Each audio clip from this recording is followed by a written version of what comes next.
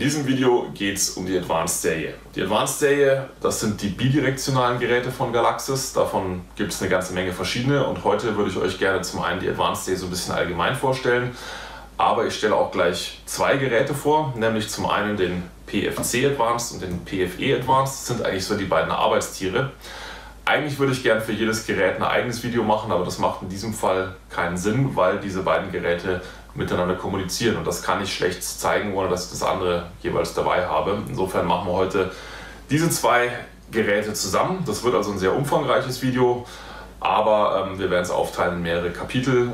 Was das Thema Kapitel angeht, wenn ihr drunter scrollt, dann findet ihr unter jedem YouTube-Video bzw. auch bei uns auf der Homepage jeweils immer eine Kapitelübersicht. Da könnt ihr euch also einzelne Sachen, die euch interessieren, raussuchen, könnt den Link kopieren und dann direkt an die Stelle springen mit der Info, die ihr braucht. Los geht's jetzt erstmal mit diesen beiden Geräten und im ersten Teil des Videos werde ich wirklich nur über Hardware reden, also in die Software-Menüs gehen wir noch gar nicht rein. Der PFC Advanced, also dieses Gerät, steht für Pyro Funk Controller, ist also der umgangssprachlich auch Sender genannt, obwohl es ein bidirektionales Gerät ist. Er kann also nicht nur senden, er kann auch empfangen. Ist das eine. Das andere ist der PFE Advanced, steht für Pyro Funk Empfänger und auch der Empfänger kann nicht nur empfangen, sondern auch senden. Das ganze Thema Bidirektionalität, das habe ich auch schon erklärt in unserem Einführungsvideo zur Galaxus. Ja, diesen PFE, den gibt es, wie man hier sehr schön sehen kann, in zwei verschiedenen Farben. Zum einen in Silber, das ist das, was die meisten von euch wahrscheinlich kennen, weil es gibt schon recht lange. Und jetzt neu gibt es ihn seit kurzem auch in Schwarz, was eben den Vorteil hat, dass er auf der Bühne zum Beispiel besser getarnt werden kann. Sowohl der PFE wie auch der PFC haben beide LEMO-Buchsen hier hinten. Diese Buchse ist zum einen für den Ladestrom da, aber auch noch für Datentransfer, da kommen wir gleich noch drauf. Bei den Empfängern gibt es davon gleich zwei. Und nachdem die Empfänger ja wasserdichte Geräte sind, haben die also hier jeweils noch so Schutzkappen drauf. Der Sender ist nicht wasserdicht, insofern macht es hier auch keinen Sinn, eine wasserdichte Schutzkappe drauf zu machen. Alle Geräte haben hier jeweils eine LED. Diese LED, die fängt an zu leuchten, rot, wenn das Ding leer ist. Also sprich, wenn der Akku leer ist. Das dauert bei diesem Gerät hier ca. 6 Stunden. Hängt ein bisschen davon ab, wenn man die Schwadenhalsleuchte benutzt, wenn man die Display-Helligkeit sehr hoch dreht oder auch wenn man lange im Zündmodus ist, sprich sendet, dann geht es ein bisschen runter mit der Akkuleistung, aber an sich hält er auf jeden Fall relativ lange und die Freunde hier, die halten sogar 60 Stunden, also wirklich sehr, sehr lange. Wie gesagt, wenn sie zu leer werden, dann leuchten diese LEDs hier erstmal rot und wenn man dann den Ladestrom ansteckt, dann leuchten sie grün. Es gibt zwei verschiedene Ladegeräte, das eine hier ist dieses Ladegerät, ein Einzelladegerät, dann gibt es auch noch ein 10-fach-Ladegerät. Hier habe ich also für 10 Geräte Anschlüsse über einen gemeinsamen Netzstecker. So, wenn ich das hier einstecke, dann sieht man schon ganz gut, ich hoffe man erkennt es jetzt hier am Gerät selber, sehe ich schon mal, dass der Strom anliegt. Und wenn ich den hier einstecke, das ist so ein bisschen wie so eine Pressluftkupplung, aufsetzen, dann drehen, so lange bis man an den Punkt kommt, wo es einrastet. Und jetzt leuchtet auch hier die LED. Das gleiche, wie gesagt, funktioniert auch bei den Empfängern. Wichtig ist, wenn ich ihn wieder abziehen will, nicht einfach am Kabel reißen, sondern hier gibt es so einen Bajonettverschluss wie bei der Pressluftkupplung, Ring nach hinten ziehen und dann ploppt der Stecker entsprechend raus. Diese Bezeichnung LEMO-Kabel bzw. LEMO-Stecker ist auch so ein bisschen irreführend. Die Firma LEMO, die stellt einen Haufen verschiedene Stecker her, aber es wird bei der Galaxus, zumindest bei diesen Geräten, eigentlich nur einer verbaut. Später kommen wir nochmal zum PFC Black Edition, das wird ein anderes Video sein für ein anderes Gerät. Der hat verschiedene Sorten von LEMO-Stecker, aber immer wenn ich von LEMO-Stecker rede, dann rede ich also von diesen wasserdichten Steckern. Ja, wie gesagt, man kann sie zum einen halt mit diesem Einzelladegerät verwenden oder halt auch mehrere Geräte laden mit so einem Gruppenladegerät. Das mache ich vor allem dann, wenn ich sie irgendwo im Lager habe und ich einfach viele Geräte auf einem Platz laden will, irgendwo im Regal. Da drin sind übrigens Bleigel-Akkus, die kann ich beliebig lange laden, ohne dass sie kaputt gehen. Diese LEMO-Buchsen an den Geräten, die kann man übrigens nicht nur verwenden zur Stromversorgung, sondern auch zur Datenweiterleitung. Normalerweise kommunizieren die Geräte über Funk miteinander. Das ist, sage ich mal, in 99,9% der Standardanwendungsfall, dass man Funk nutzt. Theoretisch gesehen, wenn einem zum Beispiel mal Funk verboten wird oder wenn es aus irgendwelchen technischen Gründen nicht möglich sein sollte, dann kann man die Geräte aber auch über Kabel miteinander verbinden. Und das ist genau der Grund, weshalb die Empfänger auch immer 2 von diesen Steckern haben und von diesen Buchsen. Die sind beide gleich. Ich kann also jetzt hier über mal die Stecker abmachen, die blind stopfen. Jetzt gibt es hier so Lemo-Verlängerungskabel, die kann man sich bei Galaxus bestellen in unterschiedlichen Längen, und diese Kabel, mit denen kann ich jetzt hier eben die Geräte miteinander verbinden. Ähnlich wie man das bei DMX macht. Unterschied zu DMX ist allerdings, dass die Kabel an beiden Seiten denselben Stecker haben. Es gibt also kein Männchen und Weibchen, es gibt nur Männchen an den Kabeln und es gibt nur Weibchen an den Geräten. 2 Sachen sind hierbei noch wichtig, wenn ich mit so einer Kabelverbindung arbeite. Zum einen, ins letzte Gerät muss auf jeden Fall ein Abschlusswiderstand rein, ein Endwiderstand, auch ähnlich wie bei DMX. Und dann gibt es hier noch ein Teil, das kommt quasi zwischen den ersten Empfänger und den Sender. So, auf diese Weise kann ich also jetzt hier mehrere Geräte miteinander verlinken und kann das Ganze dann auch über Kabel betreiben. Wie gesagt, es ist allerdings ein extrem seltener Fall. Also ich habe es in den letzten 25 Jahren, glaube ich, genau einmal erlebt, dass wir, nee, zweimal, dass wir nicht funken durften, dass wir dann aus juristischen Gründen mit dieser Kabelvariante arbeiten mussten. Jetzt kommen wir zum Thema Antennen. Die Antennen aller Geräte sind mit so BNC-Steckern da drauf gemacht. Einfach draufstecken, 45 Grad drehen oder 90 Grad drehen, dann ist das Ganze fest. Es gibt im Großen und Ganzen 3 verschiedene Antennen. Das hier ist so die Standardantenne, reicht ca. 800 Meter weit, wenn nichts dazwischen ist. Es gibt auch noch eine Antenne, die ist ausziehbar, das ist die sogenannte Superscan-Antenne. Zack. Vorteil der Superscan-Antenne ist, sie verbessert nicht die Reichweite, sondern sie verbessert den Empfang. Es macht also relativ wenig Sinn, es an dem Gerät zu verwenden, was hauptsächlich sendet, sondern primär an den Geräten, die in erster Linie empfangen sollen, speziell im Zündmodus später. Deswegen wird die Superscan-Antenne meistens an Empfängern aufgebaut und eher selten am Sender. Mit dieser Antenne habe ich nochmal eine verbesserte Reichweite, beziehungsweise eigentlich keine verbesserte Reichweite, einen verbesserten Empfang, also die Sendeleistung wird dadurch nicht erhöht. Das kommt in erster Linie daher, dass sie weiter oben ist. Je höher das Funksignal ist oder je höher die Antenne ist, desto besser funktioniert das Ganze. Im Übrigen ist es für Funk auch eine super Sache, wenn die Antennen sozusagen nebeneinander sind, vereinfacht gesagt, weil Antennen hauptsächlich seitlich abstrahlen. Das heißt, so wird optimal abgestrahlt und optimal empfangen. Das hier zum Beispiel wäre jetzt eher kontraproduktiv, macht aber nicht wirklich einen merkbaren Unterschied in der Regel. Ansonsten, es gibt noch so eine kleine Antenne und ich habe es vorhin schon gesagt, je höher die Antenne ist, und genau das macht die Superscan-Antenne, desto besser wird der Funkempfang. Man kann also auch, wenn man irgendwie es erforderlich ist, mit so einem kurzen BNC-Kabel arbeiten, die Antenne einfach hoch machen. Jetzt hat man hier ebenfalls wieder ein Weibchen, genauso wie an der Antenne. Das heißt, man braucht jetzt hier noch so ein Doppelmännchen als BNC-Verbinder und dann kann man jetzt also hier die Antenne entsprechend höher machen, um den Empfang zu verbessern. Ganz wichtig bei der Geschichte, die Kabel sollten nicht allzu lang sein, weil sonst geht im Kabel wieder einiges an Sendeleistung verloren. Das macht die Sache dann nicht gerade besser. Gut, das zum Thema Antennen, Thema Sendeleistungsverstärker, da gibt es nochmal ein separates Video zu, beziehungsweise das kommt dann ganz am Schluss von diesem Video. Okay, dann zum Thema Schlüssel. Die wasserdichten Geräte hier, die Empfänger, die haben keinen Schlüssel, weil durch den Schlüssel würde Wasser eindringen. Der PFC ist nicht wasserdicht und deswegen hat der auch noch hier Schlüssel. Alle Schlüssel bei Galaxus sind gleich, das heißt unabhängig davon, welcher Kunde das ist, unabhängig davon, welches Schloss es ist, welches Gerät es ist, es passt immer derselbe Schlüssel. Sollte das ein Kunde anders haben wollen, dass er seine ganz eigenen Schlüssel kriegt, ist auch möglich. Die Schlüssel kann ich um 90 Grad drehen und zumindest diesen On-Off-Schlüssel hier, den kann ich dann auch wieder abmachen.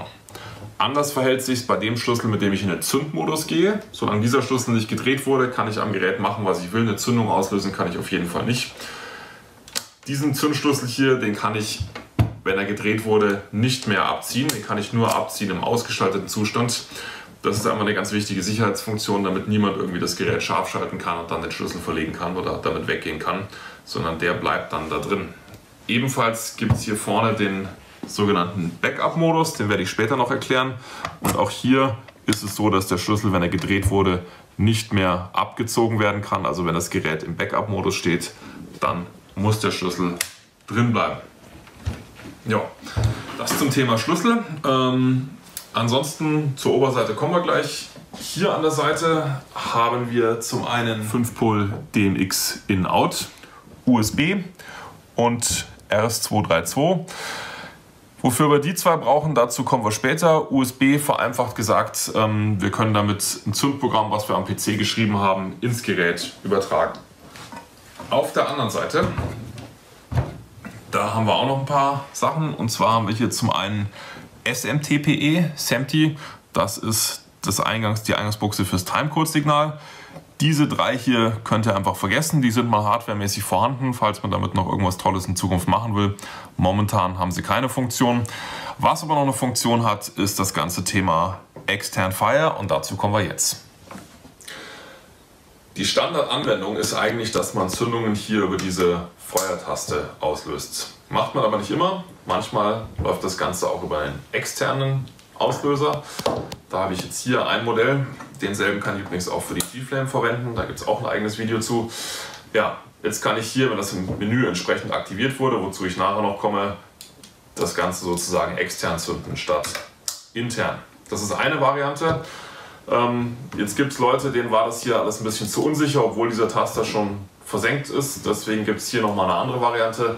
Bei diesem Gerät habe ich also zwei Taster in Reihe, die ich gleichzeitig drücken muss. Das ist der sogenannte Pickel, also sozusagen ein Sicherheitstaster als externe Zündtaste. Und dann habe ich hier nochmal einen, der sieht auf den ersten Blick erstmal gleich aus wie der andere, aber der Unterschied ist, dieses Gerät hat hier gleich zwei XLR-Kabel. Der wird in zwei Geräte gleichzeitig eingesteckt. Das verwende ich dann, um zu synchronisieren, also um zwei Geräte gleichzeitig auszulösen. Zwei PFCs, von denen muss dann einer im Backup-Modus stehen. Das mache ich zum Beispiel, wenn ich eine musiksynchrone Show an beiden Geräten zeitgleich starten will. Dann läuft das eine Gerät sozusagen normal, das andere läuft als Backup. Sollte das erste Gerät ausfallen, was in der Regel nicht passiert, aber es gibt halt Leute, die wollten das haben, dann kann man hier einfach den Schlüsselschalter drehen, das zweite Gerät übernimmt. Ja, das wären die externen Zündtaster. Natürlich kann man da, letztendlich ist es nur ein stromloser Kontakt. Man kann also da auch letztendlich was Eigenes dran bauen. Ich kenne auch Leute, die haben da irgendwie Lichtschranken, Fußschalter etc. irgendwie dran gebaut. Muss jeder selber wissen, was er da machen möchte. Gut, das war im Großen und Ganzen das Thema Hardware außenrum. Jetzt gleich werden wir uns ein bisschen beschäftigen mit dem, was hier oben drauf ist. Auf der Oberseite des Senders bzw. des PFCs, des Pyrophone Controllers, habe ich ja schon die meisten Sachen erklärt. Es gibt also hier den ersten Schlüsselschalter für An und Aus. Es gibt den zweiten Schlüsselschalter speziell, um in den Zündmodus reinzugehen. Dann gibt es hier die LED, die uns zeigt, ob das Gerät leer ist bzw. ob es am Ladestrom hängt. Es gibt hier die BNC-Buchse für die Antenne. Es gibt die Feuertaste, auch die haben wir schon gesehen. Die Feuertaste ist nochmal gesichert mit so einer Klappe und erst darunter kann ich die drücken. Und dann gibt es hier 4 Multifunktionstasten. Wenn die aktiv sind, dann leuchten sie. Wenn sie nicht aktiv sind, leuchten sie nicht. Und was sie jeweils machen, das steht hier im Touchscreen ganz unten. Zum Touchscreen kommen wir gleich, wenn wir uns mit dem Menü beschäftigen. Letzter Punkt noch hier die Schwanenhalsleuchte. Diese Schwanenhalsleuchte funktioniert hier mit so einer Steckkupplung und mit 4 LEDs. Ich kann hier auch andere Sachen anschließen. Letztendlich ist es auch eine Ausgabequelle für 12 Volt. Wie man die auch anderweitig noch verwenden kann, dazu kommen wir später gleich noch. Bevor wir jetzt zum Menü kommen, erstmal noch zu diesen Geräten hier, zu den PFEs, den Pyrofunk-Empfängern. Ich habe es vorhin schon mal erwähnt, die sind komplett regendicht. Die sind nicht nur regendicht, die sind auch äußerst stabil. Das kann ich jetzt mal kurz zeigen. Ich stelle einfach mal ein Gerät auf den Boden und stelle mich da mal drauf. Also das ist was, das sollte man jetzt nicht mit jeder Zündanlage machen, aber eine Galaxis hält es auf jeden Fall aus. Ich bin sogar mal aus Versehen mit dem Sprinter über so einen Empfänger drüber gefahren. Hat er auch ausgehalten, ist jetzt aber nicht zur Nachahmung empfohlen. Ne? Gut, Das Gerät gibt es, wie gesagt, in 2 verschiedenen Farben. Es gibt es auch noch mit 2 verschiedenen Display-Versionen, nämlich noch mit so einem 90-Grad-Winkel-Display. Dazu komme ich aber später gleich. Wir schauen uns erstmal das Gerät komplett an. Wie gesagt, es ist regendicht, es ist sogar richtig wasserdicht. Das liegt daran, dass hier an sämtlichen Verbindungsstellen überall Dichtungen eingelegt sind. Ansonsten ist es ein gefräster Aluminiumblock eigentlich der Empfänger. Und ihr habt also hier vorne dran das Display zusammen mit hier 3 Sensoren für Magnetstifte. Die Bedienung der Geräte erfolgt bei Galaxus mit Magnetstiften, hat den Vorteil im Gegensatz zu Tastern, wo wieder Feuchtigkeit eindringen könnte oder Schmutz, ist das quasi eine berührungslose Schaltungsart. Es gibt in diesen Magnetstiften nicht, wie viele Leute meinen, irgendwelche Mikrochips oder sonst irgendwas. Also jeder Magnetstift funktioniert bei jedem Gerät. Es funktioniert letztendlich auch jeder andere Magnet. Es gibt 3 verschiedene Arten. Es gibt zum einen hier den langen Magnetstift, der ist relativ gut wie so ein Kugelschreiber in der Hand zu halten. Gerade wenn man viel programmieren muss, mag ich den eigentlich sehr gerne, weil er einfach eine schönere Haptik hat. Dann gibt es den kurzen Magnetstift. Dieser kurze Magnetstift, den hat eigentlich so ziemlich jeder Pyrotechniker, der mit Galaxus arbeitet, immer an seinem Schlüsselbund hängen, damit er immer einen dabei hat. Und dann gibt es hier nochmal einen kurzen, der hat so eine spezielle Kerbe, und wofür man diese Kerbe braucht, dazu komme ich dann später mal beim PFC Black Edition drauf zu sprechen. Ja, 3 so Sensoren gibt es. Es gibt dann noch einen 4., der ist hier auf der Oberseite. Das kann ich jetzt hier eigentlich mal ganz schön zeigen. Wenn ich hier drauf gehe, dann zum Beispiel kann ich hiermit das Gerät anschalten. Wenn ich das Gerät anschalte, dann geht jetzt hier auch diese blaue LED an. Wenn das Gerät fertig hochgefahren ist, dann fängt sie an blau zu blinken. Wenn ich jetzt hier einen Ladestrom anstecken würde, dann würde sie grün leuchten. Wenn der Ladestrom angesteckt ist, es kommt Strom rein und es ist an, dann würde es grün leuchten und zwischendurch blau blinken. Dann gibt es hier am Gerät noch weitere LEDs, 10 Stück, letztendlich für jeden der 10 Outputs eine. Mit diesen LEDs kann ich den Durchgang überprüfen. Ich kann aber auch noch einige andere Sachen damit machen, zu denen kommen wir später, wenn wir uns mit dem Menü beschäftigen. Und ja, hier vorne am Display, da kann ich jetzt eben mit den Magnetstiften entsprechend arbeiten. Ich kann also jetzt hier für 1 Sekunde drauf gehen, komme dann zum Beispiel ins Menü. Jetzt fragt er mich, willst du ausschalten? Jo, möchte ich. Das mache ich jetzt wieder hier oben. Gehe da drauf. Das Gerät sichert sich und schaltet sich ab. Das war also jetzt die Vorderseite. Oberseite haben wir erklärt. Hier Antenne, denke ich mal, ist klar. Hier hinten haben wir euch auch schon fast alles erklärt, bis auf einen Punkt. Hier die beiden Lemo-Buchsen, die kennt ihr schon. Das hier nebendran, könnte noch interessant sein. Das hier ist nämlich der Breather, also sprich die Belüftung. Nachdem das Gerät ja komplett wasserdicht ist, kann natürlich auch Druck nicht aus dem Gerät entweichen. Wenn sich jetzt zum Beispiel das Gerät im Lufttransport geflogen wird, dann sinkt im Frachtraum der Druck und das Gerät würde platzen. Damit das nicht passiert, gibt es also hier eine Membran, die hat so eine ganz kleine Gummiplatte drin mit einem minimalen Loch. Und durch dieses Loch können letztendlich dann minimalste Menge an Luft entweichen.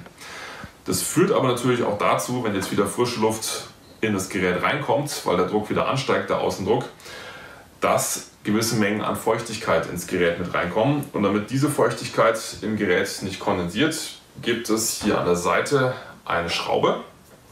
Und unter dieser Schraube ist ein Reservoir für ein Trockenmittel. Die Schraube kann man einfach rausdrehen, da gibt es einen kleinen Trichter, den kann man aufsetzen. Ach, wisst ihr was, ich zeige das gleich mal. Da kann ich mit dem Sechskant reingehen, kann diese Schraube öffnen. Unter der Schraube, die natürlich auch wieder eine Dichtung hat, da gibt es dann ein Reservoir für Trockenmittel. Wenn wir hier mal reinfilmen, dann sieht man auch ganz gut diese Kügelchen. Diese Kügelchen mit dem Trockenmittel, die kann man auch bei Galaxus nachkaufen. Der Vorteil an diesen Kügelchen ist, dass sie die Farbe verändern, wenn sie mal entsprechend sich mit Feuchtigkeit vollgesogen haben. Sollte bei dem Gerät die Warnmeldung angehen, dass die Feuchtigkeit innerhalb des Geräts überschritten ist, also sprich über 30% liegt, dann macht man die Schraube auf, macht die Kügelchen raus. Da gibt es so einen kleinen Trichter, den setzt man auf, schüttet neue Kügelchen rein, dreht die Schraube wieder zu. Danach nicht wundern, es dauert etwa auf jeden Fall ein paar Stunden, bis die Fehlermeldung Luftfeuchtigkeit überschritten dann weggeht, weil die Kügelchen einfach letztendlich das Innere des Gerätes erstmal austrocknen sollen. Und dann ist wieder für eine lange Zeit sichergestellt, dass der Elektronik da drin durch Feuchtigkeit nichts passieren kann. Gut, das schraube ich jetzt wieder zu. Das war also das Thema Luftfeuchtigkeit im Gerät kontrollieren bzw. verbessern.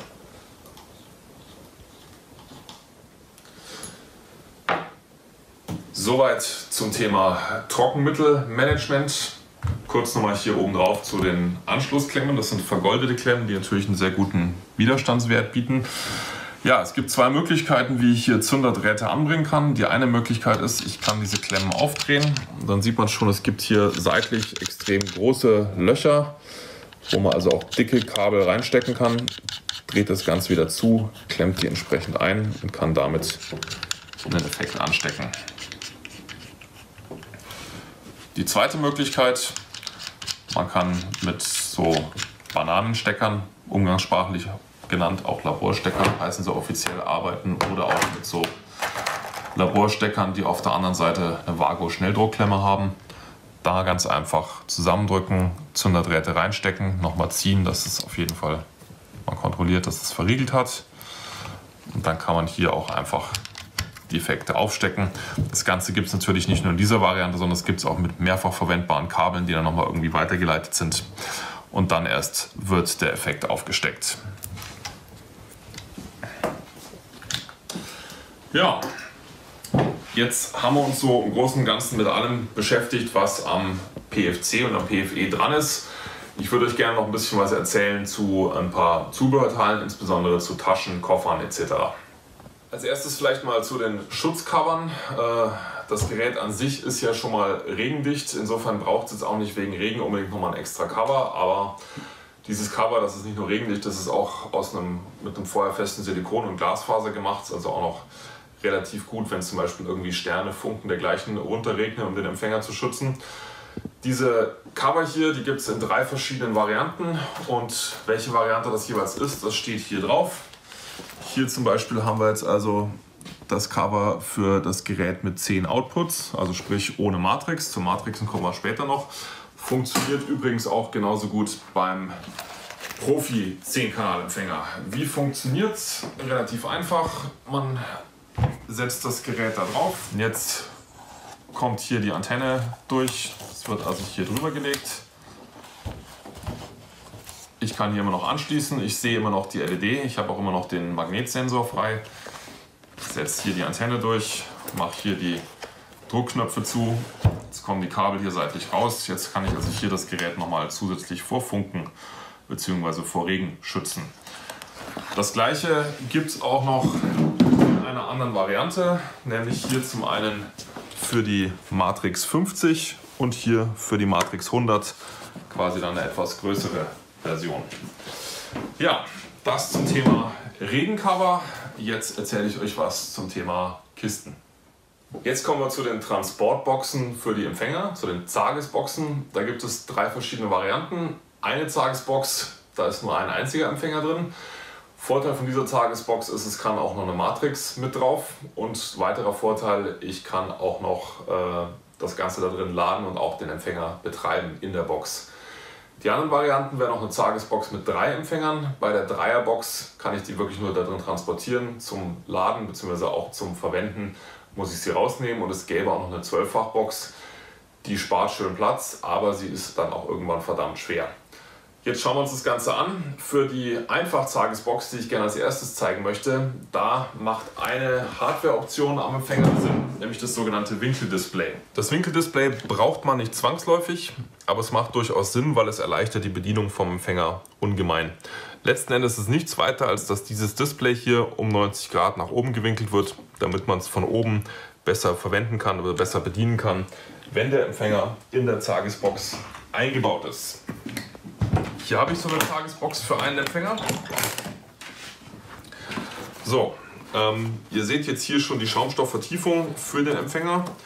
Hier gibt es Klettbänder an der Seite und bevor man den Empfänger einbaut, macht es Sinn, erstmal hier seitlich das Ladestromkabel direkt anzustecken.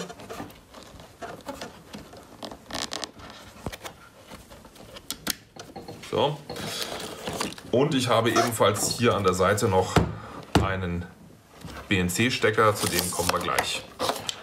Was mache ich jetzt? Als allererstes werde ich hier das auf diese Seite reinsetzen und dann auch hier auf der anderen Seite Klettbänder nach oben und den Empfänger da drin versenken.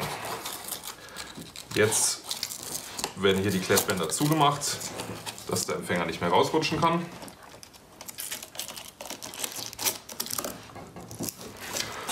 Ja, man sieht schon, wenn jetzt hier noch die Antenne aufgesteckt wäre, dann hätte man sehr schnell das Problem, dass wenn die Kiste zugeht, die Antenne abgeknickt würde. Das möchte man natürlich vermeiden. Außerdem hätte man durch die geschlossene Kiste nicht mehr wirklich guten Funkempfang. Und deswegen wird jetzt hier auch noch ein kurzes BNC-Kabel angeschlossen, was dann sowohl den Ladestrom wie auch das Funksignal nach hier außen weiterleitet. Der Empfänger ist also jetzt hier schon mal in der dichten Zagisbox drin und dann gibt es hier eben auch noch die Matrix-Module, die ich jetzt schon ein paar Mal erwähnt habe. Für die gibt es aber ein eigenes Video. Ich möchte es nur ganz kurz zeigen. Es ist also möglich, hier drin auch den Empfänger mitsamt der Zagisbox zu transportieren, auch zu verwenden. Ich kann jetzt hier bis zu 100 Pyro-Effekte anschließen und wenn ich mit so normalen, dünnen Zünderdrähten arbeite, kann ich die einfach hier seitlich rauskommen lassen. Ich kann die Kiste sogar verschließen durch diese weiche Dichtung hier oben. Passiert den Drähten nichts. Ich kann also die Kiste in geschlossenem Zustand betreiben. Zum Laden funktioniert das Ganze dann folgendermaßen. Statt dass ich direkt am Empfänger den Ladestrom anstecke, habe ich jetzt hier draußen meinen Demo-Stecker und stecke hier das Ladegerät an. Ladegerät ist auch mit dabei, hat sein eigenes Fach, wird also hier entsprechend dann aufgesteckt. Des Weiteren habe ich hier an der Seite eine Antennenbuchse. Und für diese Antennenbuchse gibt es hier eine etwas größere Antenne mit so einem 90-Grad-Winkel. Die setze ich hier auf, schraube das Ganze fest. So. Und jetzt kann ich hier eben auch bei geschlossener Kiste optimal funken, habe also hier einen guten Empfang, auch wenn die Kiste zu ist. Das war jetzt hier also die Zagisbox für einen PFE. Was man hier jetzt übrigens auch ganz schön sieht, ist, dass das Winkeldisplay jetzt hier wirklich Sinn macht, weil ich jetzt eben hier von oben die Magnetsensoren bedienen kann, beziehungsweise auch das Display selber lesen kann.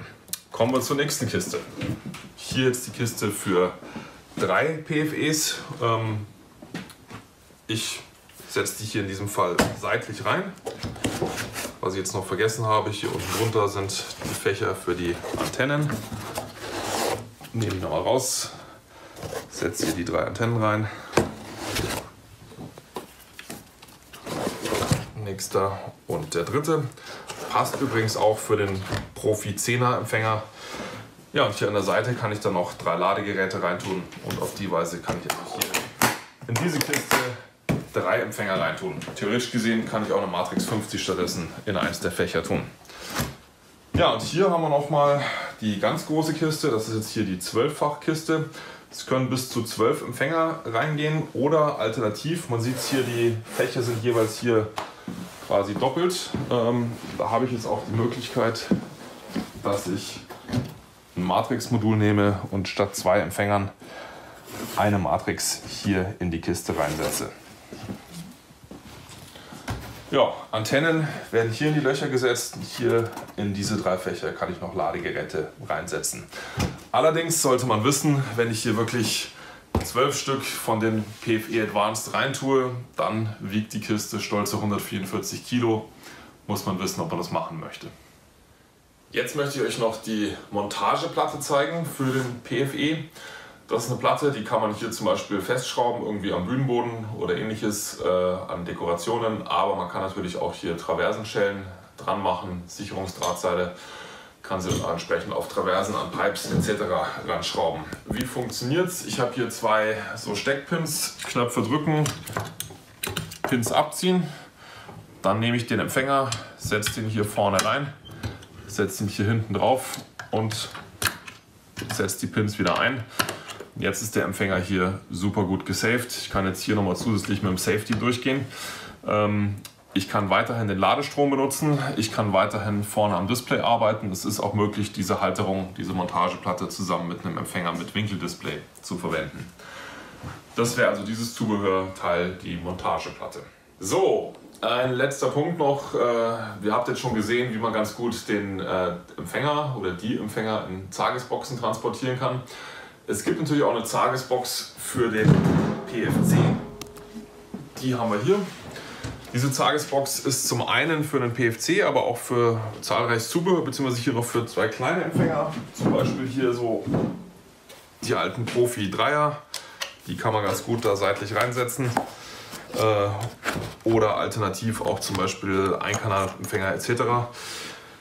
Ja, hier unten kommt die Schwanenhalsleuchte rein. Die Antennen kommen in die Mitte. Für Schlüssel gibt es hier so eine kleine Halterung, bis zu 3 Ladegeräte können da rein und dann kommt hier mittig der Empfänger rein und ist dann gut geschützt.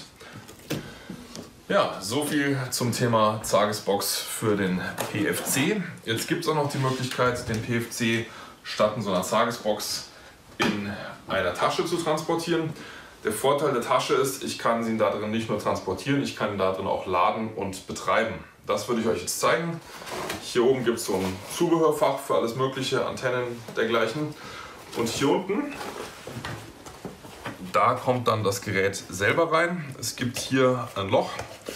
Das Ladegerät liegt in der Regel hier hinten. Und jetzt kann ich hier durch dieses Loch das Ladegerät schon mal ranmachen. Ich kann das anstecken, setze es da rein und mache hier erstmal die beiden Verschlüsse zu. Verschlüsse sind zu, der kann also nicht mehr hier raus. Die beiden Schlüssel hier, die brauche ich gar nicht, denn es gibt hier extra für den Betrieb dieses Band mit den Schlüsseln direkt dran. Das ist, wenn ich es nicht brauche, da seitlich drin. Die Antenne kann ich auch hier ins Zubehörfach tun, beziehungsweise da oben ins Zubehörfach, ebenso die Schwanenhalsleuchte. Die packe ich jetzt mal weg für einen Moment. Hier gibt es noch ein Fach, da kann man irgendwie Visitenkarte oder sowas reintun, dass jeder weiß, wer das ist, wem das Gerät gehört. Ja, und jetzt kann ich das Gerät eben hier drin auch einfach an den Ladestrom anstecken, beziehungsweise das Ladegerät da wieder reintun, wenn ich es nicht brauche. Zum Betrieb, also erstmal zum Transport. Hier oben ist ein dickes Moosgummi, was entsprechende Aussparungen hat. Da ist also dann alles wirklich gut geschützt, wenn der Reißverschluss zu ist. Und wenn man das Gerät betreiben möchte, dann gibt es hier diesen Verschluss. Den kann ich entsprechend aufmachen. Damit kann ich ihn auch tragen. Beziehungsweise ich kann mir das jetzt hier vor den Bauch schnallen.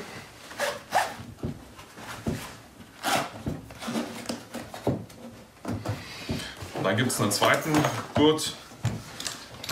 Den lege ich mir über den Kopf, den kann ich einstellen und dann kann ich das wie so eine Modellbaufernsteuerung entsprechend super transportieren. Das ist jetzt gerade, wenn man am Set irgendwie lange rumsteht, eigentlich eine ganz optimale Methode. Ja, und hier an der Seite bei der Tasche gibt es natürlich nochmal Öffnungen, wo man hier an sämtliche Stecker drankommt. Es gibt hier vorne eine Öffnung, wo ich dann an den Backup-Zündmodus drankomme. Und auch hier auf der anderen Seite gibt es natürlich nochmal einen Reißverschluss, um an alle Anschlüsse ranzukommen.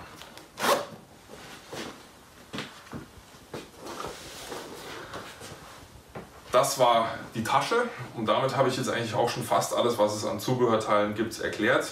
Ein letztes fehlt mir noch, nämlich der kleine Sendeleistungsverstärker. Dieser Sendeleistungsverstärker dürfte für die meisten unserer Kunden eher uninteressant sein, denn der Betrieb ist in Deutschland erstmal rein generell verboten aufgrund der stärkeren Sendeleistung, beziehungsweise man braucht eine Ausnahmegenehmigung von der RPT, also von der Regulierungsbehörde für Post- und Telekommunikation, die man in der Regel nicht gerade sehr einfach bekommt. Insofern ist das ein Gerät, was ich hier jetzt zwar zeigen kann, aber betreiben darf ich es in Deutschland nicht. Wir drehen dieses Video ja in Deutschland. Insofern möchte ich eigentlich nur ganz kurz das Ding einmal ansprechen. Wie gesagt, es wird nur verkauft für Exportzwecke. Wer das also haben will, steht auch hinten drauf, muss uns entsprechend nachweisen, dass er es ins Ausland exportiert, beziehungsweise er muss sich dazu verpflichten, es in Deutschland nicht zu verwenden. Wie funktioniert es? Statt der Schwanenhalsleuchte wird dieses Gerät hier einfach aufgesteckt. Die Antenne geht nicht da drauf, sondern geht da drauf. Und dann gibt es hier an der Seite zwei Anschlüsse. Zum einen RS232 und zum anderen BNC. Beide Kabel habe ich hier schon fertig vorkonfektioniert. Ich kann jetzt hier den BNC-Stecker bzw. den RS232-Stecker aufstecken. Der sagt dem Empfänger letztendlich bzw. dem Sender, ob er gerade empfangen oder senden soll. Parallel stecke ich hier das kurze BNC-Kabel auf und dann hier seitlich stecke ich das BNC-Kabel nochmal, das RS232-Kabel nochmal hier am PFC auf. Und jetzt kann ich die Sendeleistung entsprechend verstärken. Wie gesagt, das Ganze nur für Exportzwecke. Es gibt ein eigenes Video dazu. Deswegen wollte ich es hier jetzt aber auch nochmal ganz kurz erklären, wie das ganze Ding funktioniert.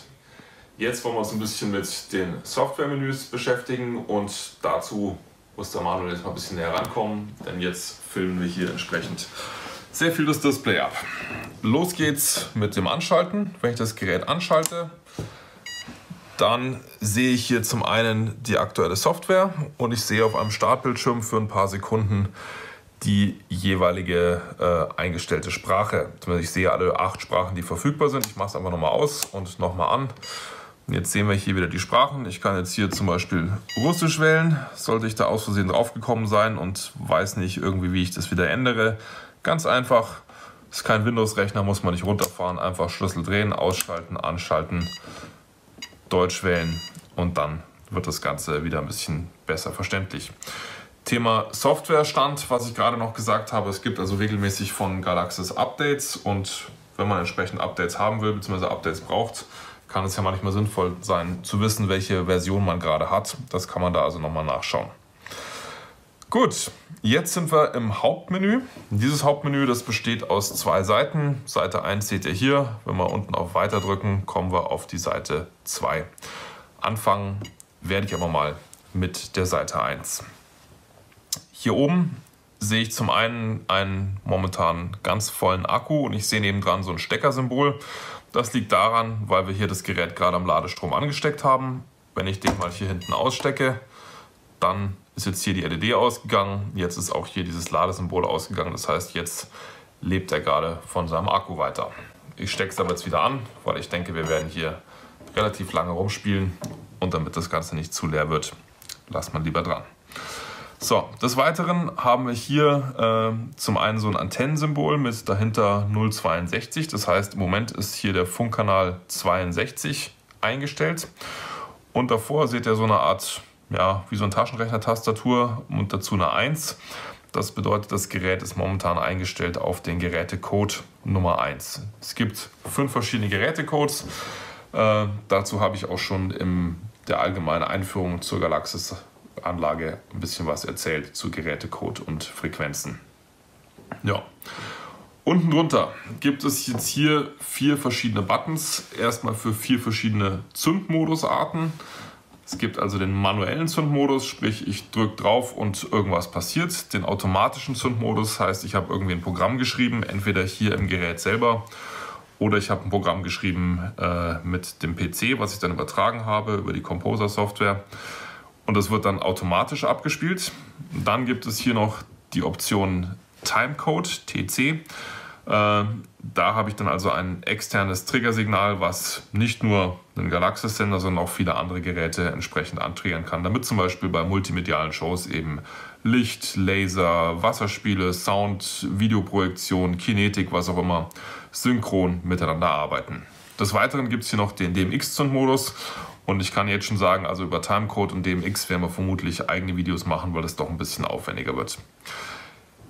Unten drunter, die nächsten beiden Punkte, Fernabfrage, Fernprogrammieren, die beschäftigen sich mit der Kommunikation. Das heißt, ich kann hier ein einzelnes Gerät abfragen, wie geht's dir, wie sieht's aus, beziehungsweise ich kann auch die Programmierung dieses Geräts entsprechend ändern.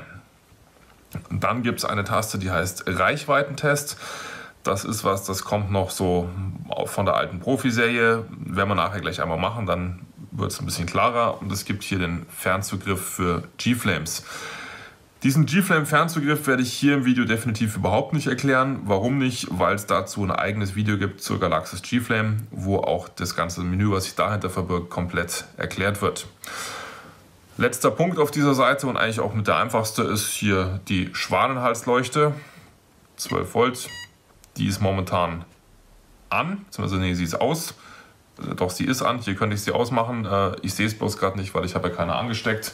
Können wir aber gerade ändern. So, ich stecke die hier mal an. Und jetzt sieht man hier, die Leuchte leuchtet. Wenn ich jetzt hier auf Ausgehe, wird das Ganze hier im Symbol durchgestrichen und die Leuchte ist aus. Ja, wenn man dann diesen Mini-Sender betreibt, den Mini-Brenner, Sendeleistungsverstärker heißt das Ding offiziell, dann muss das natürlich aktiviert sein, weil sonst kriegt der Sendeleistungsverstärker keinen Strom. Gut, damit wir das Display besser sehen können, mache ich die Schwanenhalsleuchte wieder weg. Also das war so ziemlich der einfachste Menüpunkt. Schwanenhalsleuchte an, aus. Gut, bevor wir uns jetzt hier mit Fernabfrage, Fernprogrammierung beschäftigen, müssen wir erstmal dafür sorgen, dass es auch ein Gerät gibt, mit dem der PFC kommunizieren kann. Und das wird in diesem Fall hier ein PFE sein. Das Gerät muss natürlich angeschaltet sein, sonst können die zwei auf jeden Fall nicht miteinander reden. Und es ist natürlich auch wichtig, dass die zwei auf derselben Frequenz eingestellt sind. Also sowohl der Sender wie auch der Empfänger müssen auf derselben Frequenz senden bzw. empfangen. Und sie müssen beide auf den gleichen Gerätecode eingestellt sein. Und dazu schauen wir mal auf die zweite Seite vom Menü. Denn da gibt es unter anderem das Thema Funkkanalverwaltung und Anlagenverwaltung. Funkkanal, sagt der Name schon, da geht es also jetzt um Frequenzen. Wenn ich da drauf gehe, habe ich 3 Untermenüpunkte. Zum einen kann ich den Funkkanal ändern, auf dem dieses Gerät hier, also dieser PFC Advanced, sendet bzw. empfängt. Des Weiteren kann ich den Funkkanal ändern per Funk bei einem anderen Gerät, zum Beispiel bei einem PFE. Das Ganze gibt es in 2 Varianten, entweder mit Rückmeldung, das heißt, ich spreche nur ein Gerät an, was mir dann auch antwortet, oder die andere Möglichkeit ist, ich kann hier mehrere Geräte gleichzeitig ansprechen, das heißt, ich kann einfach sagen, jeder, der mich hört, wechselt jetzt zum Beispiel auf die Frequenz 42 oder auf den Funkkanal 42. Schauen wir uns das einmal an. Ich ändere jetzt bei diesem Gerät hier die Frequenz, auf der es sendet bzw. empfängt. Momentan bin ich auf dem Funkkanal 62, das haben wir vorhin auch schon in der Übersicht gesehen. Und der Funkkanal 62 entspricht 434,6 MHz. Es gibt bei uns auf der Homepage übrigens eine Tabelle, wo ihr für alle Kanäle sehen könnt, für alle 70 Funkkanäle, die es gibt, welcher Frequenz das jeweils entspricht. Ich könnte jetzt hier das Ganze entsprechend ändern. Ich könnte also zum Beispiel sagen, ich gehe mal auf die 51. Mache ich aber nicht, weil sonst kann ich gleich nicht mehr mit meinen Empfängern reden. So, jetzt kommen wir zum nächsten Punkt, nämlich das Ändern einer Frequenz bei einem bestimmten Empfänger. Das funktioniert jetzt natürlich nur, wenn dieser Empfänger aktuell auf der gleichen Frequenz ist wie der Sender. Und es funktioniert auch nur, wenn die dieselbe Sprache sprechen, sprich derselbe Gerätecode ist eingestellt.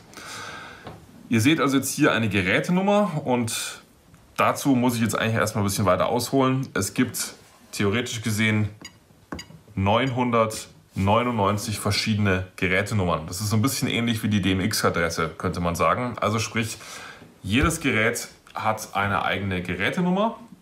Das ist wichtig, das ist sozusagen der Name des Gerätes, weil wenn das Gerät angesprochen werden muss, muss es ja wissen, dass es gemeint ist und dementsprechend auch antworten. Ne?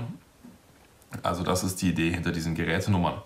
Später, wenn die Anlage im Zündmodus ist, dann ist das Ganze völlig egal, weil dann arbeitet das Ganze nur noch unidirektional.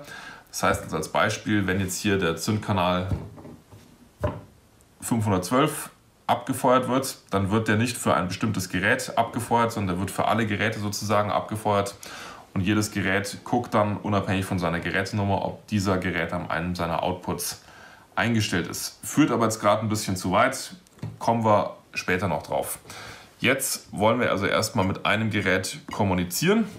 Und dazu schaue ich jetzt hier mal bei meinem Empfänger darauf, auf welche Gerätenummer der eingestellt ist. Der ist eingestellt, hier sieht man es auch auf Gerät Nummer 1, momentan der Betriebsart 10 Outputs, da kommen wir später noch drauf.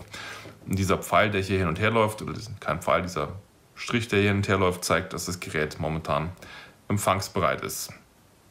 Ja, das heißt, wenn ich jetzt hier also das Gerät ansteuere, das Gerät Nummer 1 und die beiden denselben Gerätecode haben, wovon ich ausgehe, dann sollte das funktionieren, dass die zwei jetzt gleich miteinander reden. Momentan sendet er auf 62, er wird hoffentlich auch auf 62 empfangen, wenn ich das alles richtig eingestellt habe. Und jetzt möchte ich einfach mal bei diesem Gerät wechseln auf die 51. Das heißt, ich drücke jetzt hier auf Funkkanal ändern. Dann werdet ihr hier gleich sehen, dass es eine Bestätigung gibt. Das heißt, der Empfänger sagt, habe ich verstanden, ich wechsle jetzt auf Frequenz 51, meldet sich sozusagen ab und dann anschließend wechsle er die Frequenz. Und da halte ich jetzt mal mit Absicht so ein bisschen das Display vom Empfänger und vom Sender nebeneinander, damit ihr das gut sehen könnt. Ich drücke jetzt hier einmal auf Ändern. Er sendet das aus. Der Empfänger hat das Ganze bestätigt und hier kommt Bestätigung OK, hat also jetzt zurückgesendet. Das heißt, ab jetzt sendet dieses Gerät auf der 51 und es empfängt natürlich auch auf 51. Er hier ist aber nachher nach wie vor auf der 62. Das heißt, wenn ich jetzt das Ganze wieder rückgängig machen möchte, kann ich aktuell diesen Empfänger ja gar nicht mehr erreichen. Ich muss also über die Taste zurück, jetzt erstmal wieder auch bei diesem Sender wechseln auf die 51. Jetzt sind die beiden wieder auf derselben Frequenz und jetzt habe ich die Möglichkeit, dem Empfänger Nummer 1 wieder zu sagen, geht zurück auf die 62. Funkkanal ändern, hat wieder geklappt. Das heißt, jetzt ist der wieder auf 62, der ist aber immer noch auf 51. Das heißt, jetzt muss ich auch den Sender wieder zurückstellen auf die 62. Ich hoffe, das war soweit klar. Jetzt zeige ich noch kurz den letzten Menüpunkt, nämlich den Funkkanal fern einstellen, ohne dass ich eine Rückmeldung bekomme, also für mehrere Geräte. Und jetzt sieht man schon, es hat sich was im Menü verändert. Ich habe jetzt hier keine Gerätenummer mehr, die ich eingeben kann, sondern ich schicke jetzt einfach an alle Geräte, die mich empfangen können, sprich die momentan an sind, die entsprechende Kodierung haben, auf dieser Frequenz sind, den Befehl, ihr ändert ab jetzt auf 51. Jetzt gibt dieser Empfänger auch keine Rückmeldung mehr. Es hat aber geklappt, er ist jetzt auf der 51, das heißt selbes Spiel wieder, auch den Sender auf die 51 und jetzt kann ich das Gerät wieder ansprechen und kann sagen, geht zurück auf die 62, ihr gebt mir wieder eine Rückmeldung und dann setze ich auch wieder meinen Sender ebenfalls auf die 62. Das war das Thema Änderung von Frequenzen per Funk. Es ist übrigens auch möglich, die Frequenzen hier im Empfänger selber zu verändern. Das war das eine. Wir sind zurück im Hauptmenü, Seite 2 und wir kommen jetzt zur Anlagenverwaltung. Jeder Kunde hat insgesamt 5 Anlagencodes, 5, 4, 3, 2, 1. Diese Anlagencodes hat nur er, die hat kein anderer Kunde. Das ist sozusagen die 5 Sprachen, die der Sender sprechen kann. Warum macht man das? Ich gebe euch ein Beispiel. Nehmen wir an, eine Feuerwerksfirma hat mehrere PFCs, zum Beispiel 2 Stück und hat 5 oder 10 Empfänger. Jetzt haben die an einem Wochenende 2 Feuerwerke. Beide sind ungefähr gleich groß, das heißt, sie sagen, okay, für jedes Feuerwerk nehme ich einen Sender und 5 Empfänger mit dazu.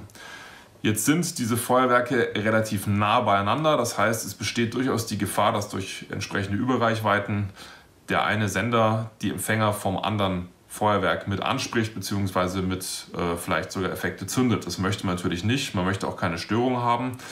Also was sollten die beiden Kollegen tun? Die sollten auf jeden Fall schauen, dass sie am Abend jeweils auf einer anderen Frequenz funken. Und des Weiteren sollten Sie gucken, dass Sie verschiedene Anlagenkodierungen verwenden. Das heißt, wir tun das Ganze jetzt splitten.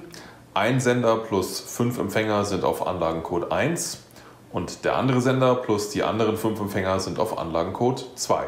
Ja, jetzt nehmen wir an, am nächsten Wochenende gibt es eine große Show. Da brauchen die alle 10 Empfänger für ein dasselbe Feuerwerk und Sie möchten auch noch einen zweiten Controller mitnehmen als Backup. Dann müssen die natürlich alle wieder auf einem gemeinsamen Anlagencode sein. damit alle Geräte wieder mal miteinander reden können, müssen dann natürlich auch wieder auf derselben Frequenz sein. Ja, hier kann ich jetzt also den entsprechenden Anlagencode wählen. Ich gehe jetzt einfach mal zum Beispiel auf den Anlagencode 3. Das heißt, dieser Sender hier tut immer noch auf der Frequenz, beziehungsweise auf dem Funkkanal 62 senden, aber er spricht jetzt sozusagen eine andere Sprache und dementsprechend versteht ihn der Empfänger nicht mehr. Ich muss diesem Empfänger jetzt erstmal sagen, das ist dein Boss, auf den hörst du. Und dazu gibt es die Funktion Anlagencode senden. Damit kann ich einen sogenannten Teach-In machen, das heißt, ich kann einem Empfänger sagen, das ist dein Chef.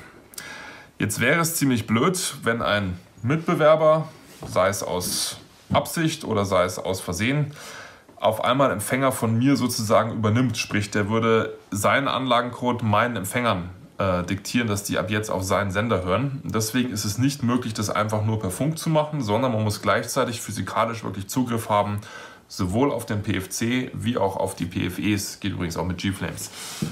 Das funktioniert folgendermaßen. Es gibt ja hier diese Magnetsensoren. Wenn ich jetzt hier einfach einen Anlagencode sende, dann wird er ignoriert.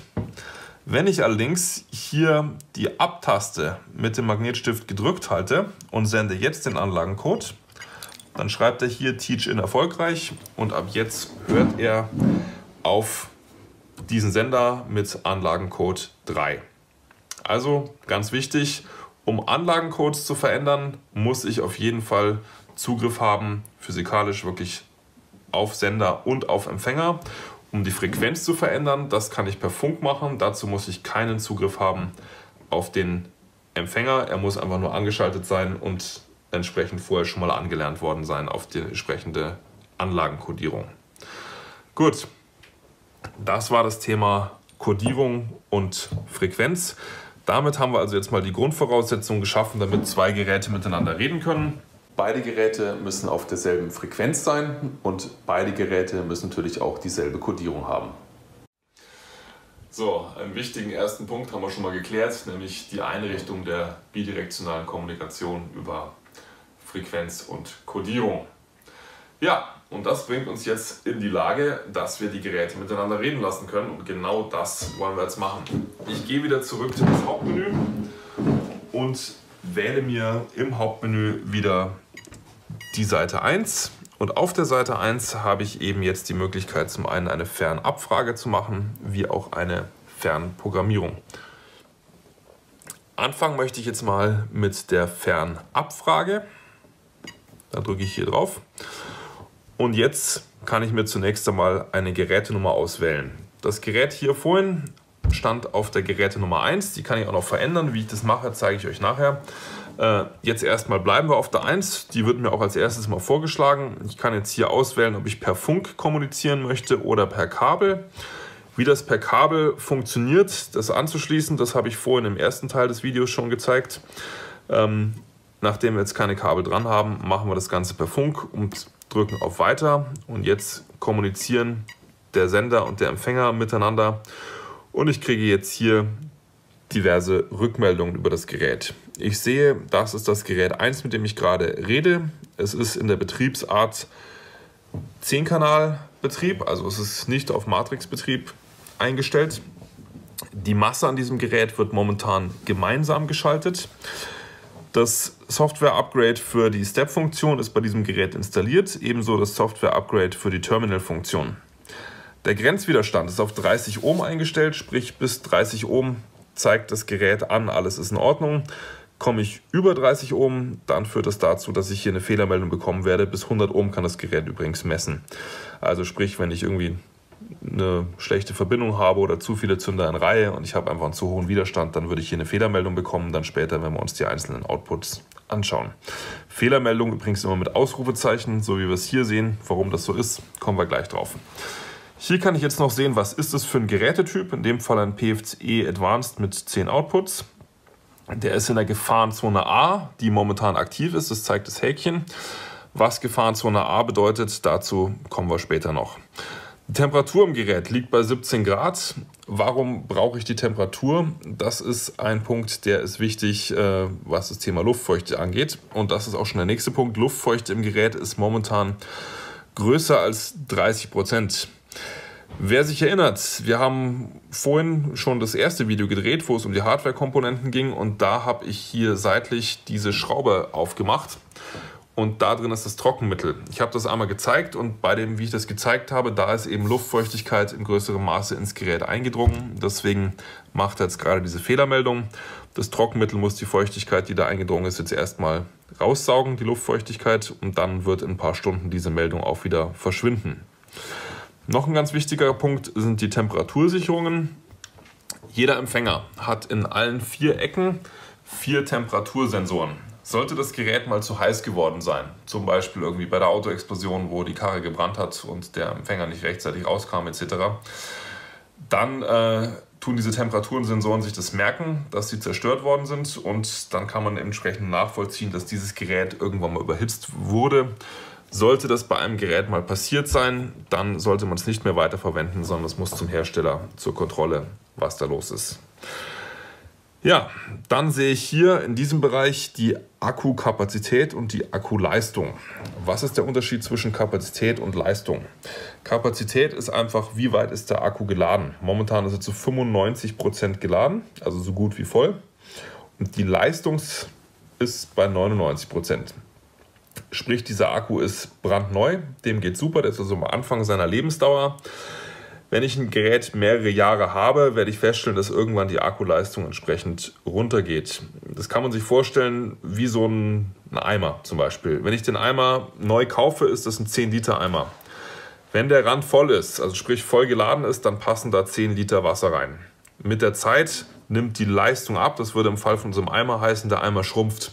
Und irgendwann passen in den Eimer vielleicht nur noch 8, 9 Liter rein. Wenn der Eimer dann randvoll ist, sprich die Akkukapazität ist wieder bei 95 oder 99%, dann ist der Eimer zwar randvoll, aber es sind trotzdem nur noch 9 Liter. Das heißt letztendlich nur aus der Kombination von diesen beiden Werten sehe ich wirklich nur, ob ich dann meine 60 Stunden noch habe oder ob ich da schon weniger nur noch habe von der Standby-Zeit. Akkufehler. Wenn der Akku mal tief entladen wurde, das haben Bleigel-Akkus gar nicht gern, dann führt das dazu, dass hier ein Akkufehler angezeigt wird. Jedes Mal, wenn das passiert, dass das Gerät tief entladen wird, dann gibt es hier also eine Fehlermeldung, und wenn da irgendwann mal Akkufehler 3 oder sowas steht, dann ist es also 3-mal tief entladen worden, dann würde ich dringend empfehlen, den Akku mal austauschen zu lassen. Hier haben wir die Reichweite, den Reichweitentest. Wir sehen hier zum einen den Wert auf dem Hinweg, also vom PFC zum PFE 99%, und in Klammer den zweiten Wert, das ist der Wert auf dem Rückweg, auch da 99%. Wir können uns jetzt einen kleinen Spaß erlauben. Ich mache jetzt hier einfach mal die Antenne am PFE ab, und jetzt drücke ich diese beiden Tasten zusammen, um zu aktualisieren. So, man sieht, auf die Entfernung sind wir immer noch bei 99%. Ich mache auch noch die Antenne am PFC ab. Ja, und jetzt, wo ich beide Antennen abgemacht habe, gehen wir auf 85 bzw. 90% runter. Also da haben wir es jetzt geschafft, trotz dieser kurzen Entfernung das Signal ein bisschen schlechter zu machen, dadurch, dass wir halt keine Antennen drauf hatten. Ich aktualisiere nochmal.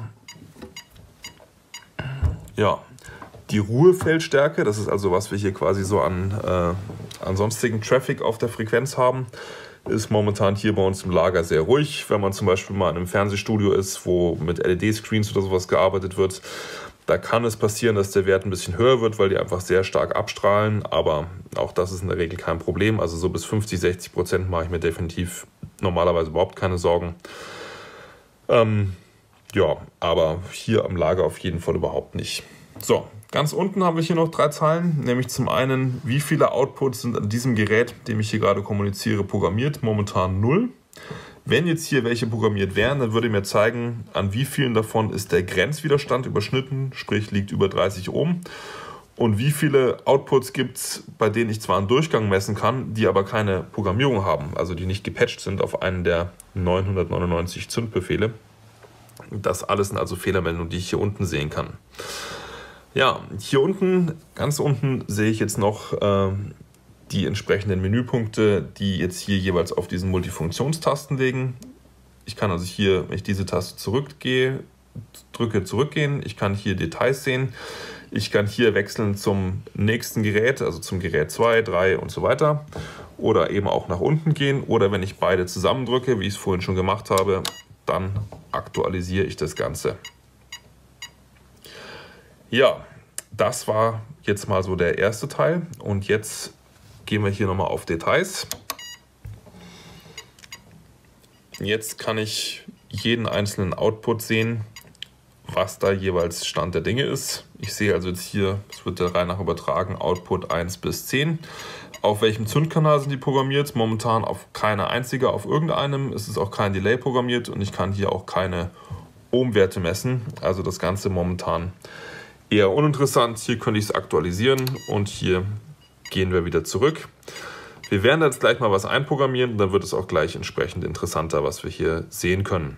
Um was einzuprogrammieren, gehen wir nochmal auf Zurück und nochmal auf Zurück. Das kann ich jetzt hier machen oder im Menü.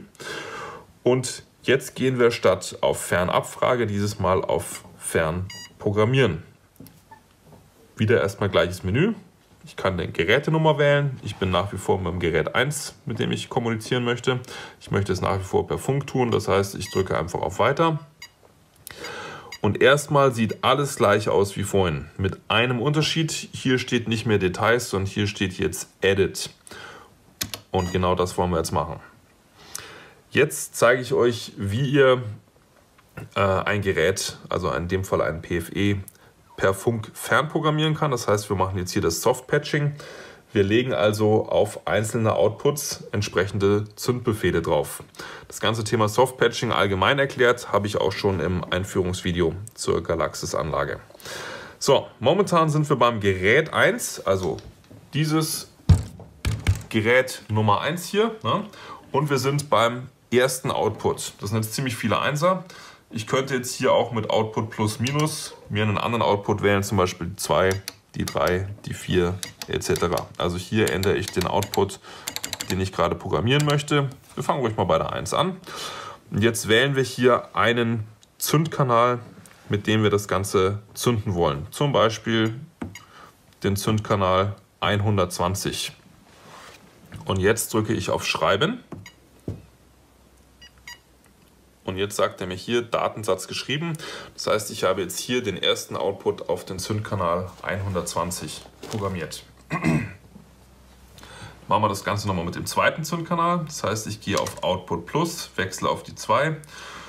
Und die 2 möchte ich haben auf der 200. Schreiben. So, Output 3.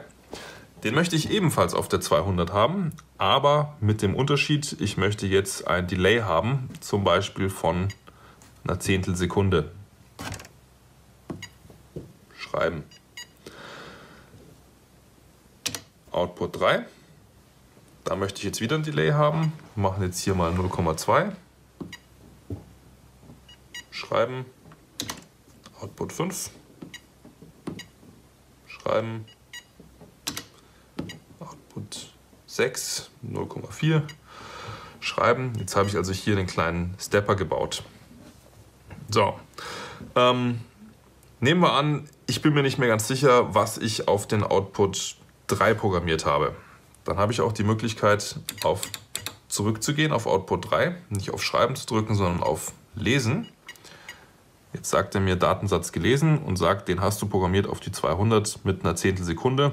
Und übrigens, der hat hier keinen messbaren Ohmwert. Ne? Also hier haben die Geräte schon miteinander kommuniziert jetzt wieder und ich habe die entsprechende Rückmeldung. Gut, das war das Thema Fernprogrammieren. Ich kann übrigens auch im Gerät selber direkt programmieren und natürlich kann ich das Ganze auch mit der Composer-Software machen, aber das ist nochmal ein ganz weit entferntes Video. Okay, ich gehe auf Zurück. Jetzt hat sich was verändert. Es gibt nämlich jetzt hier mittlerweile 6 programmierte Outputs, davon Grenzwiderstand überschritten bei 6. Ja, ist ja auch klar, ich habe hier bei keinem einzigen bis jetzt einen Effekt angeschlossen. Soweit, so gut. Wenn ich jetzt nochmal zurückgehe ins Hauptmenü und wähle wieder Fernabfrage, das war der Wert, den wir vorhin hatten, wieder Gerät 1 per Funk weiter, ist hier auch das Menü wieder gleich wie vorhin, aber jetzt gibt es Details. Jetzt hat sich was verändert und zwar sehe ich jetzt hier, die 1 ist auf der 120, Die 2, 3, 4, 5, 6 sind alle auf der 200, aber ohne Delay 0,1, 0,2, 0,3, 0,4. Hier sehe ich also jetzt den Stepper, den ich programmiert habe. Und hier unten, die sind nach wie vor nicht programmiert. Was jetzt hier auch auftaucht, sind Ausrufezeichen. Warum? Weil nämlich jetzt hier eine Fehlermeldung ist, dass ich keinen Durchgang habe. Jetzt mache ich mal Folgendes. Beim Output 1 werde ich jetzt einfach mal hier meinen Magnetstift oben drauflegen und damit einen Durchgang erzeugen. Aktualisieren. Und jetzt sehe ich hier für den Output 1, ich habe jetzt 0 Ohm. Er kann keine Kommastellen anzeigen, also 0 Ohm heißt sozusagen 0, irgendwas Ohm.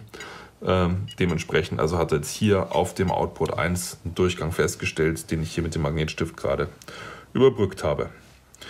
Soweit zum Thema Fernprogrammieren. Wir gehen auf Zurück. Nochmal auf Zurück. Nochmal auf Zurück. Und gehen jetzt mal in den manuellen Zündmodus. Ja, und jetzt habe ich vorhin ja die 120 gehabt. Ich habe jetzt hier den Zündkanal 120 eingestellt. Schalte das Ganze scharf. Die Zündtaste ist angegangen. Wenn ich jetzt hier drauf drücke, werdet ihr es hier gleich sehen. Jetzt ist also hier die LED rot geworden, sprich das hat gezeigt, dass jetzt hier der Output Nummer 1 auf dem Zündkanal 120 gezündet hat. Ihr habt vielleicht auch gesehen, die anderen sind blau geworden. Das lag daran, dass momentan gemeinsame Masse bei diesem Gerät aktiviert ist. Das heißt, die Masse war jetzt hier bei allen sozusagen freigeschaltet, aber der Pluspol eben nur beim 1er. Ja, was vielleicht noch ganz interessant ist, zum einen haben wir jetzt hier TT, Total Time, das ist also die Zeit seit der ersten Zündung. Und dann haben wir DT, Delay Time, das ist die Zeit seit der letzten Zündung. Momentan beide gleich. Und wenn ich jetzt hier nochmal eine Zündung auslöse, dann wird die Delay Time wieder auf 0 gesetzt, die Total Time läuft weiter, also die Zeitpunkt seit der ersten Zündung. Das heißt, wenn ich jetzt zum Beispiel eine Fontäne habe, die brennt 20 Sekunden, dann möchte ich nach vielleicht 18 Sekunden die nächste Fontäne zünden, dass immer was los ist. Das heißt, ich sehe jetzt hier, ich habe noch 1, 2 Sekunden und jetzt zünde ich die nächste Fontäne, damit eben der nächste Effekt dann rechtzeitig angeht. Ja, ansonsten seht ihr hier diese Pfeiltasten und damit könnt ihr rauf und runter gehen zur Auswahl der Cues. Ihr seht hier oben ein Sternchen. Dieses Sternchen bedeutet, dass momentan automatisch Erhöhen aktiviert ist. Sprich, jedes Mal, wenn ich eine Zündung ausgelöst habe, springt er automatisch auf die nächste darüber liegende Nummer. Ja, ich kann also wie gesagt die Zündnummern entweder hier über die Pfeiltasten auswählen oder ich kann eben auch im Menü hier das Ganze auswählen. Und ihr erinnert euch, ich habe vorhin auf der 200 diesen kleinen Stepper programmiert und den wollen wir uns jetzt nochmal anschauen. Da habt ihr also jetzt hier gesehen, wie zeitverzögert die entsprechend die LEDs angegangen sind. Gut, das war erstmal so das Grobe zum Zündmodus. Es gäbe jetzt hier noch Gefahrenzonen und Reserve, aber das erkläre ich euch gleich. Bevor wir uns allerdings damit beschäftigen, würde ich euch kurz noch mal was zum Thema Fernabfrage, Fernprogrammierung zeigen. Dazu gehe ich jetzt hier noch mal raus. Ich kann das Menü momentan nicht verlassen, weil ich im Zündmodus bin. Ich muss also den Zündmodus deaktivieren, damit ich jetzt softwaremäßig den manuellen Zündmodus auch verlassen kann. Und jetzt gehen wir noch mal auf die Fernabfrage. Jetzt wird sich nämlich was verändert haben. Am Anfang wieder alles gleich. Ich gehe wieder auf Details. Und da haben wir jetzt eine Veränderung. Und zwar seht ihr hier jeweils hinter den Output-Nummern ein F. Das bedeutet, das sind Kanäle, die gefeuert wurden. Wenn der Empfänger nicht zwischendurch ausgemacht wurde, dann merkt er sich, dass dieser Kanal bereits abgeschossen wurde und sendet es dann bei der entsprechenden Abfrage als Rückmeldung auch hier im Menü mit zurück. Das heißt, ich kann jetzt hier nicht nur sehen, auf welchem Output sind die programmiert, welche Outputs sind auf welchem Kanal programmiert, sondern ich kann jetzt auch sehen, welche davon wurden abgeschossen. Also wenn ich zum Beispiel eine Zündung ausgelöst habe, ist aus irgendeinem Grund nichts passiert, kann ich hinterher nachvollziehen, lag es daran, weil das Funksignal nicht ankam, was in der Regel nicht der Fall ist, oder lag es daran, dass ich irgendwie einen Fehler gemacht habe, zum Beispiel beim Ankabeln etc. kann also nachvollziehen hinterher, ob das Ganze funktioniert hat.